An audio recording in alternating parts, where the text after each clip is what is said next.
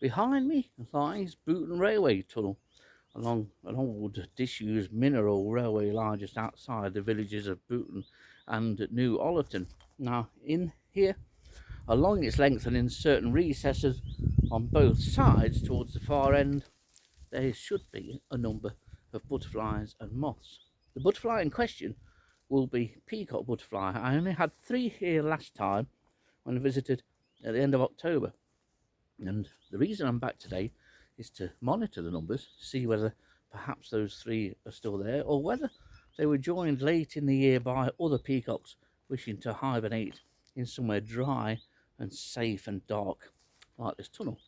But apart from peacocks, there should be good numbers of herald moths aligned in the same recesses, and there were over 60 when I visited last time, and I expect similar numbers today. But it's peacocks that I really want to check on.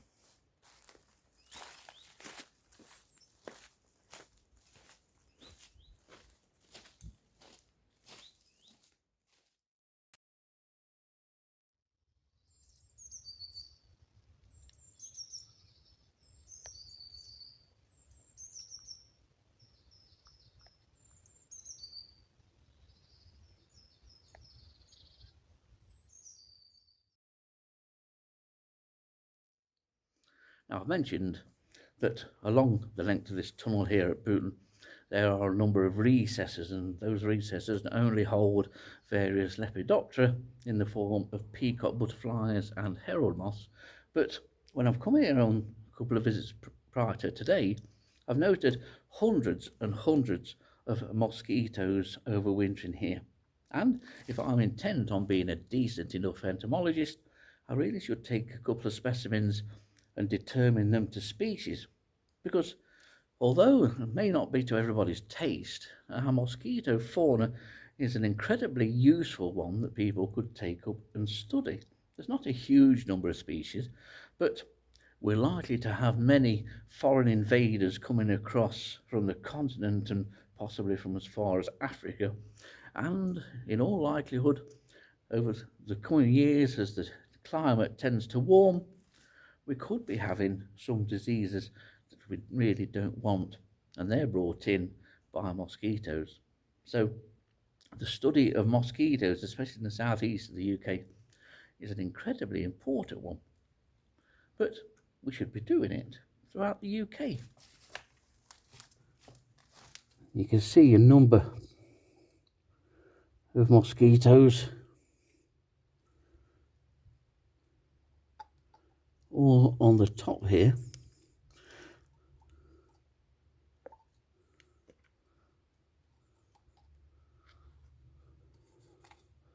I'm trying to take both sexes, if both sexes are indeed here. It may be that only females overwinter, but I've no idea. But there are certainly mosquitoes of 2 sizes here. So we'll take some more from the other recesses. Well, we're into the second recess, and our first peacock butterfly and indeed one herald moth. And this peacock is doing what it does when startled, not harming it in any way. And it's nice that it's here, because this one wasn't here at the end of October, so we've got one new arrival. Always lovely to see. A very underrated butterfly, this peacock.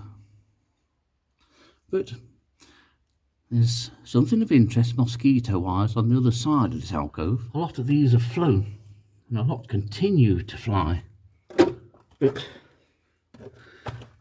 there are masses, or were masses, of mosquitoes here. I'm going to see if I can try and take the largest specimen there. But there are hundreds in here. And just to complete the collection, there's the herald that's on the upper part of this recess. So second recess in, and the first herald and peacock butterfly. Now I'm just stood at the side of the third recess. There's a large crack about an inch in width of running across the top of the recess, right deep up into that crack or crevice. I can see at least one bat, so I've not filmed the 3 herald moths that were in that recess. So we're on to 4 herald moths now after 3 recesses and the 1 peacock still. So onwards we go.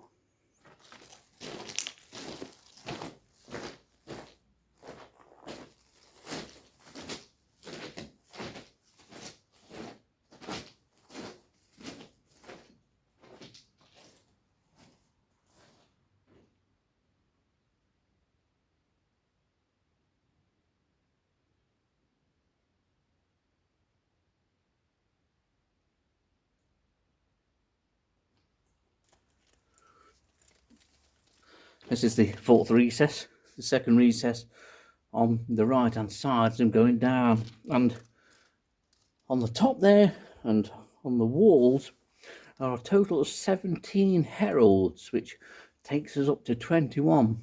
No peacocks in here, but we're now getting towards the darker part and the limit of where peacocks are or will be. They prefer the 2nd to the 4th alcove, so I don't expect any more peacocks until we get to that 3rd or 4th alcove from the end. But numerous herald moths tucked up for the winter on the top there, and say some on the sides as well. Well, this is the 5th recess, and we have 1, 2, 3, 4, 5, 6, 7 herald moths here. There's a group of 5 there, and then a single one that you can see, and 1 other that is out of shot. No peacocks as expected, and the number of mosquitoes is also declining the further I go into the tunnel here. So another 7, bringing the total, if I remember right, to 28. We have another 14 herald moths here, mostly on the upper part of this recess. There's a couple down on the wall on the south, but just there is something different, and that is a 20 plume moth. Not had one of those in here before, and to be honest, it's the first one I've ever recorded actually hibernating. The larvae feed on honeysuckle, but it's in a place that's pretty impossible to get to show you closely. But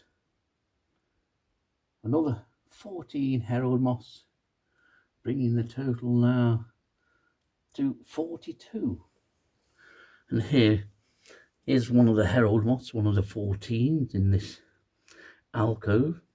Beautiful moths, they really are. I do love heralds, and I do love coming to this tunnel and counting heralds. It gives you an early lepidopterous fix to the year. But beautifully marked, various shades of brown, almost a tawny like brown on the top of the thorax there, and then there's those sort of golden orange patches on the wings, and 2 white tiny pinprick like dots, one at the base of the wings and one almost in the middle of the wing on the leading edge there. Quite beautiful moths.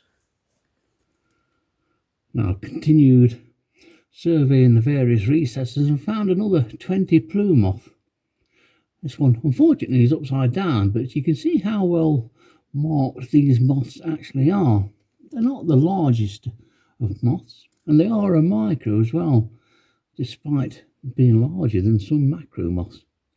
So nice to find another example here.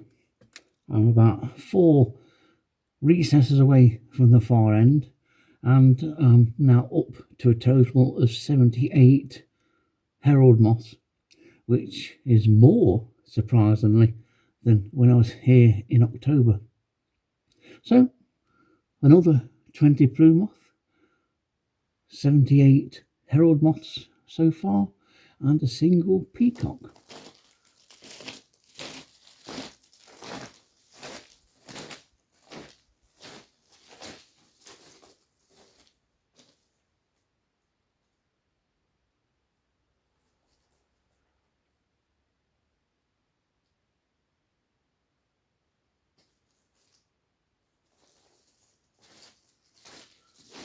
the one herald moth in that recess. On to the next one. One thing about this tunnel, like most tunnels, the temperature is probably fairly constant, and it is dry in here, although there are some drips of water that have come through the rock at the top. But I've just gone over 100 herald moths, actually on 103, with the 5 or 6 or so that are in this recess at the side of me. And I'm surprised at that. In fact, I'm amazed. I didn't think the herald moth number would go up from the 29th of October 2023, and today is the 18th of January. I thought herald moths, the numbers would have remained the same. I didn't expect any new arrivals, but obviously there were significant, in fact, pretty much almost double a number of moths arrived after the end of October. And that's a big surprise. Well, our second peacock. But we have one missing. There were 2 peacocks in this recess last time I came in October. So one has gone somewhere, unless that's the one that's relocated at the far end. But I think that's a new one that's come in, that first peacock that we've had. So this one is tucked away at the side here, awaiting the spring in another couple of months. And we've had 1 more herald moth, so we're on to 104 herald moths, and 2 peacock butterflies, and 2 20 plume moths. So 1 more recess to check. Quite remarkable work of construction cutting out this railway line. Walls of about 20 or maybe 30 feet high of solid sandstone.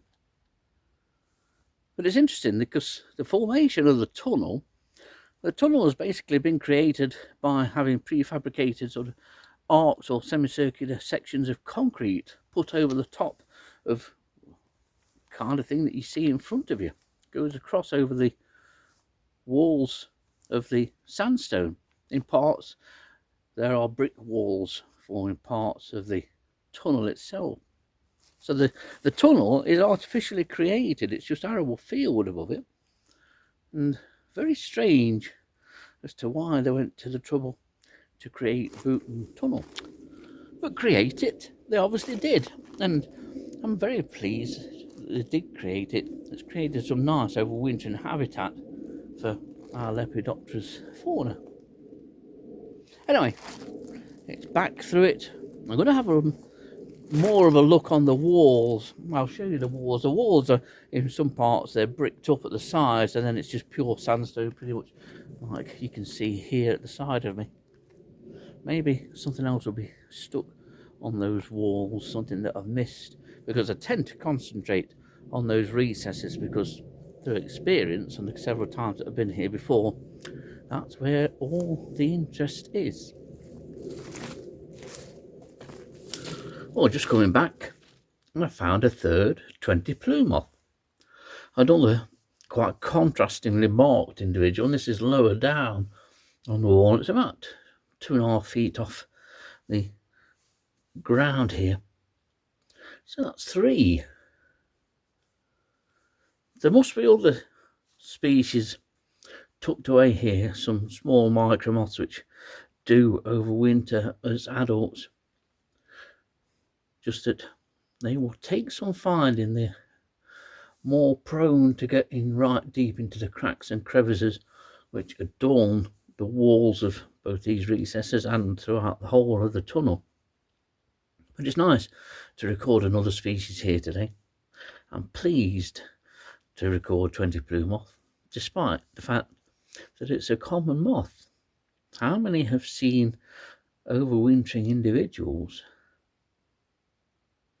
So, continue the walk back out of the tunnel.